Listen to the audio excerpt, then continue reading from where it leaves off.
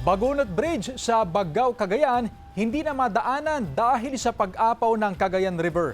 Yan at iba pang balita sa pagtutok ni CJ Torida. Sa video na kuha ni Yvonne Reputula kahapon, kita ang pag-apaw ng tubig mula sa Cagayan River sa Bagunot Bridge sa Baggao, Cagayan. Pahirapan na raw ang pagtawid sa lugar dahil hindi na madaraanan ng mga sasakyan. Sa isa pang video, kitang isinakay na rin sa bangka ang isang motorsiklo. Inaalalayan ang mga taong tumatawid sa tulay. Ayon sa uploader, Biyernes pa raw nang makitaan ng pagtaas ng tubig sa lugar dahil sa nararanasang tuloy-tuloy na pag-ulan.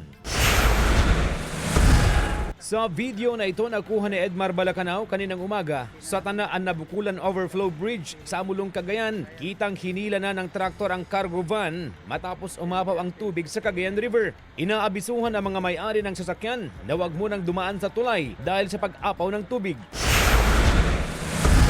Pansamantala na ring isinara sa lahat ng uri ng sasakyan ang Pinakanawan Overflow Bridge sa Tuguegarao City dahil sa pag-apaw ng tubig sa Cagayan River. Pinaalalahanan ang mga motorista at biyahero na dumaan sa mga alternatibong ruta para sa kanilang kaligtasan. Patuloy ring binabantayan ng mga otoridad ang antas ng tubig sa Buntun Bridge. Sa tala ng Tuguegarao City Command Center as of 10 a.m., nasa 6.7 meters na ang antas ng tubig sa Cagayan River. Pinag-iingat ang mga residenteng nakatira malapit sa ilog dahil malapit na sa alert level. CJ Torida, One North Central Luzon.